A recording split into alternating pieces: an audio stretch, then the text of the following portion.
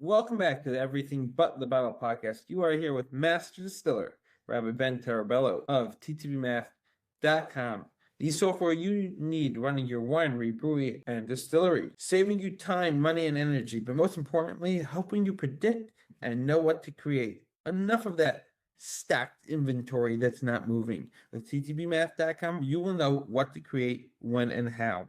Sign up today. It's free. 14 days, no credit card required. Best of all, if you have any questions, just give me a call. After all, the buck stops here. Today's market report is sponsored by Tarabello Distillery, the distillery that customizes to your client's needs. Gain the wow factor from them when they receive the gift. Put their name on the bottle. No more checking up on Amazon what it's costed for the gift.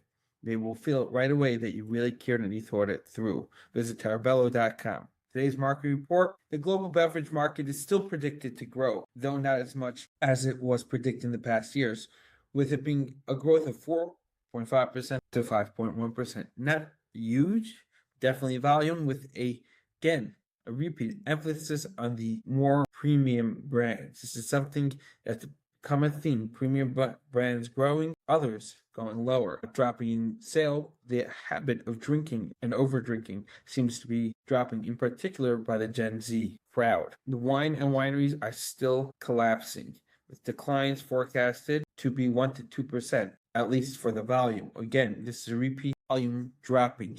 There may be growth, if you're optimistic, to 4.5%, though it's highly doubtful. Strangely, spending on wine has topped $115 billion in the US, even though there's a softer spending volume-wise. This is very intriguing and remains to be understood. Is it abroad? What is driving the spending? Drove through California, you won't see that. You will see miles of vineyards that are not being replanted. It may very well be the premiumization overboard. The beer sector and beer breweries is in an utter collapse. Though people will tell you that they're seeing a bright side of 4 to 5% of growth, that is completely focused on premium, low alcohol bottles of beer. In addition, a lot of the RTDs are being classified as beer, so it is very uncertain what is truly growing. Something to keep in mind if you're looking to invest in beer breweries. Beer breweries need to focus on the local tap experience and the adaptation towards moderation drinking, which means more of a premium beer that every sip is an experience. No more wolfing down all those bottles, 6-packs. It's pivoted to single bottles at a premium price. Consolidation is another major factor. When big beer breweries buy out small ones, it brings down costs on the product and hopefully will not bring down the prices. The spirits industry is again down in volume. However, what seems to be most shocking is there's a tremendous overhang in the industry, with Jim Beam pausing production to the end of 2026. This is quite shocking, as the global growth in hard spirits, in particular bourbon in Asia and Latin America, is expanding very quickly. Something is not working out well over there. The craft segment is expanding, but it's extremely competitive. That said, where's it expanding?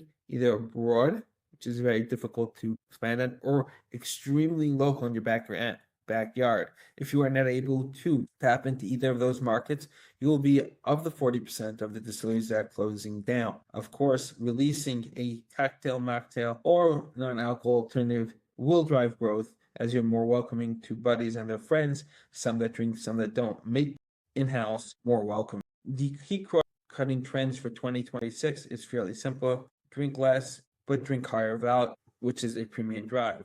Experiment with ready-to-drink drinks, which often you can have a fruit or something that people are interested in involved, giving it a psychological tint or tilt as being more healthy. Focus on e-commerce. Heavy growth needs to be on premise.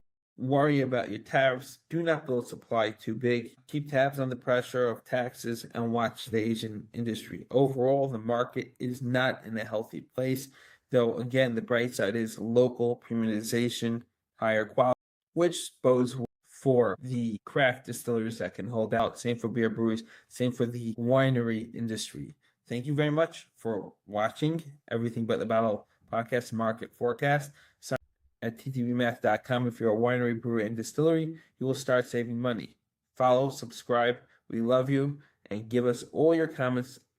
See you all next week.